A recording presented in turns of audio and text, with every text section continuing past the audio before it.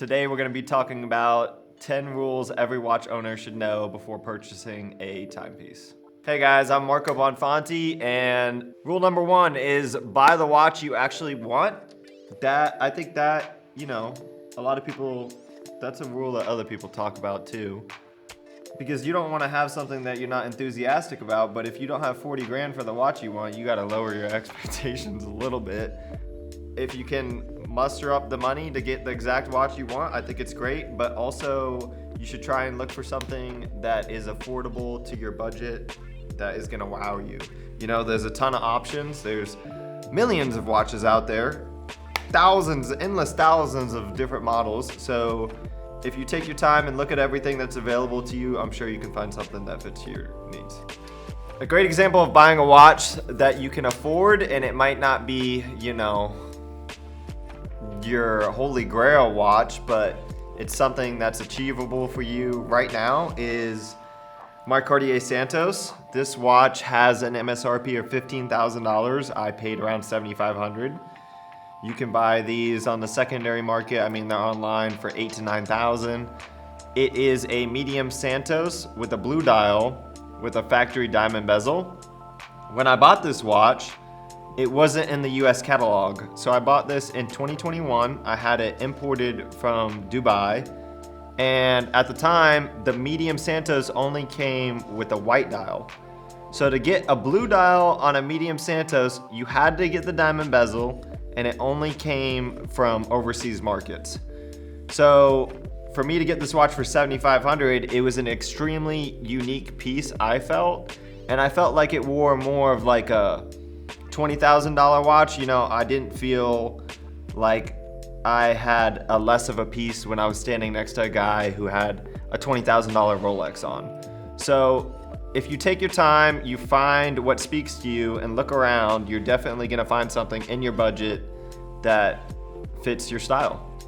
When I say I settled for this watch, I'm saying, I couldn't afford a $100,000 factory diamond Rolex President, but I found something in my price range that I thought was unique and punched above its weight class, So if you just take the time, something is gonna speak to you that you feel has the value. And I think a lot of watch collectors, when they buy their first piece, it's not something that they ever sell. Like, when people get their first car when they're 16, a lot of people can't go back in their life when they're 30, 40 and say, hey, I still have my first car. But a lot of watch collectors can go back and say, hey, this is the first watch that I ever bought.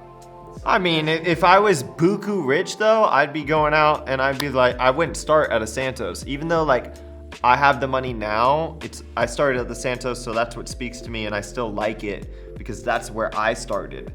But if I come from a family that's worth $100 million, I'm skipping straight to the top. I'm going all the way to Presidents and Nautiluses. I'm not starting with the Santos. But this is an accurate representation of the level that I started at, and I enjoy it. This is a 1601 18 karat Datejust head in yellow gold from the 70s, I want to say.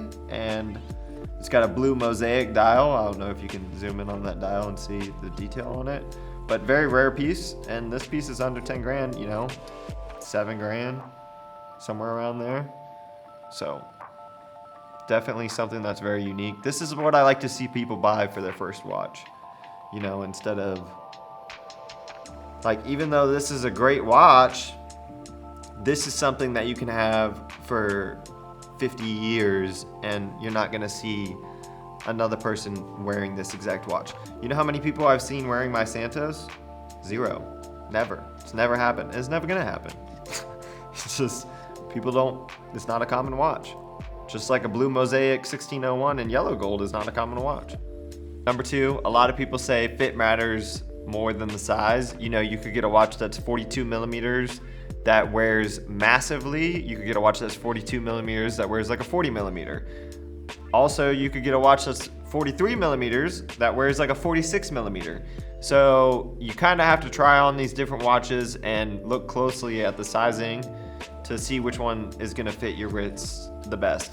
For example, this Cartier is a 42 millimeter, and this AP is a 43 millimeter, but you can see just with that 1 millimeter difference, the massive amount of difference in sizing between the two units. So number 3 is gonna be know what you're buying. Guys, do your market research on the actual amount that the watch is trading for. For example, this is a two-tone Datejust 41 126333 on a Jubilee bracelet. This watch from Rolex new is around 18,000. This is a 2026. We purchased it from a lady. She bought it from a dealer for 27,000. We could have sold her this watch for under MSRP, you know, for under 18,000. But she didn't do any research. She just walked into, you know, a national retailer. I'm not gonna say any names, but they just throw out insane pricing, hoping that someone walks in and does no research and then just pays them 10 grand over what the watch is worth. And that happens every day. So definitely take your time, do your research online, figure out where everything's trading, and don't just swipe your credit card because you have money. Yeah, if you guys have any questions just on the market, if you're looking to purchase a watch, even if you're not purchasing the watch from me, if you're purchasing it from a dealer in California and you want to know, hey, Marco, am I getting a fair deal on this? Feel free to send me a DM, a text, call, anything, and I'm more than happy to help you guys out. 4, never polish a valuable vintage watch without knowing what you're doing. I would say don't polish any watch without knowing what you're doing, but especially on the vintage. I wouldn't polish them regardless. I wouldn't have a well-qualified polisher even touch up these watches. This Kermit is an F-Serial Flat 4 from 2004, collector's piece. Has everything, box papers, hang tags. If you see right here, I don't know if you can catch that on camera, there's a kind of a big little ding in the lug. For collectors, they would rather have it have wear and tear than, you know, be polished and perfect, but someone's touched it before. It just shows the history of the watch, and I mean, this piece is 22 years old, so it's expected to have some wear.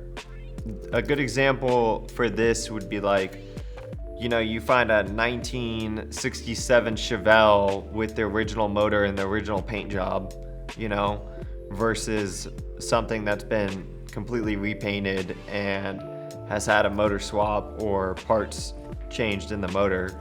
The one that's all original is gonna have more value to the classic car collectors.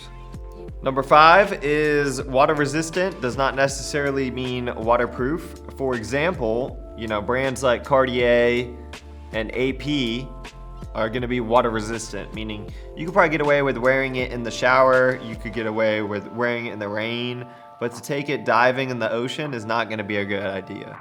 Even the most generic Datejust is gonna be pretty much waterproof up to 100 meters. So 330 feet, and then you've got your dive models, you know, your Submariners are gonna go up to 300 meters, 1,000 feet. So definitely a big difference between the brands and their water resistant, waterproof capabilities.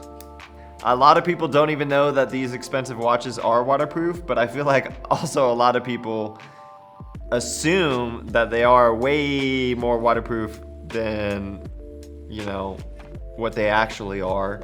So I've seen stories of people with Cartiers or APs, you know, they dive in the ocean and then their watch is completely toast and they've busted out a $12,000 movement because they didn't do their research on the specific model that they purchased. Definitely do your research on your watch's capabilities before you take it to do anything dumb. Rule number 6, don't automatically baby your watch. These watches are meant to be worn, so definitely don't be afraid to wear them. I mean, every watch that we purchase, I'd say out of all of them, probably 50% have a scratch on the crystal, a chip on the crystal that we have to get replaced. Almost all of them need a polish. You know, people, for the most part, definitely wear their watches well, so don't be afraid to do the same. And it still holds value regardless of the condition. I mean, you might get a little bit more for a Datejust that's in mint condition versus one that's heavily used, but it's not gonna be night and day difference. It's better to just enjoy the watch that you have and wear it however you want. Some guys, especially the larger collectors, they have so many watches that they don't get a chance to wear them all, and they just keep them in their safe, you know? It's kind of sad to see that happen, but there's also different levels of collectors, you know? If you're someone who's just getting into the hobby, definitely pick a watch that you're not gonna be afraid to wear every day. Number 7 is match the watch to the occasion. I would say that there's a couple pieces that you can wear with every outfit, whether you're wearing a suit or, you know, gym shorts and a t-shirt. One of those is definitely Rolex sport models. That's why they're so extremely popular. You can wear this with gym short, t-shirts, or suit. And then, you know, you've got dressier pieces like this, which is gonna be kind of hard to pull off with the gym shorts. But, I mean, some people rock it. Another thing to take into mind when you're buying these watches is they also put you in different social circles. You know, you could be walking around with gym shorts and a t-shirt, but if you're wearing a $20,000 watch, people are still gonna take you seriously. Versus if you're wearing a nice suit, you know, you might be wearing a $50 Casio, and a lot of people are gonna treat you differently. As sad as it is to say, you know, America is classist, so people are definitely gonna size you up by your timepiece. Specifically in America, people judge you based on your material possessions and the way that you look, and watches are a great way to boost yourself, not only in the material way, but in the style way as well. Number 8 is gonna be a cheap watch could definitely be your biggest headache. For example, I thought that this was gonna be a great deal because it was only $3,000 and it was a gold-plated Rolex with a mosaic dial. It's running, but you know, it has issues where it's missing the crown. And for me to find the exact part, the gold-plated crown, is kind of difficult. So I've had this watch in inventory for a while, been unable to sell it, you know. And it's not a watch that I'm gonna wear either, because I'm not gonna walk around with a watch that doesn't have a crown on it. So just because something's a bargain doesn't mean it's necessarily worth the headache for you to even deal with it. Just buy the piece that's in working condition and enjoy it. Buying a watch from a trusted source is definitely gonna be better than buying this from a pawn shop. I have traveled around the country for years and worked with pawn shops, and most of the stuff you get is junk.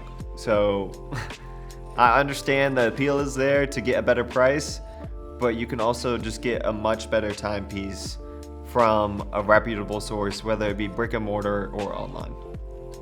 Number 9 is going to be buy the seller before you buy the watch. I'd say the same applies when it comes to selling a watch. I primarily operate in buying watches from customers, you know, so I can go from the viewpoint on that side. I would say before you ship someone a watch to sell them, do your due diligence on the buyer, you know, make sure they're a legitimate company, make sure they have reviews, check their Google, check everywhere, check their social media content, because the last thing you want is to put 50 grand worth of watches in the mail and never get paid for them. There's a lot of people out here who are, you know, making fake profiles. Even in the dealer world, we see it all the time where a reputable dealer will have someone go on Facebook and make a fake profile of them and then try to get other dealers to send them watches without checking to make sure it's the real profile, you know? So definitely take your time, call the people, text the people, get in contact with them, and make sure you're dealing with exactly who you think you are. Number 10 is your collection doesn't need to impress anyone else but yourself. That's just what my marketing guy wrote. If your watch collection's garbage, you might as well just get rid of it, let's be honest. Thank you guys for watching. This is 10 things to know before you guys purchase your first watch. If you guys have a Rolex that you're looking to sell, AP, Tag, Omega, Patek Philippe, definitely let me know, and I'd love to get you guys an offer. Thanks for watching.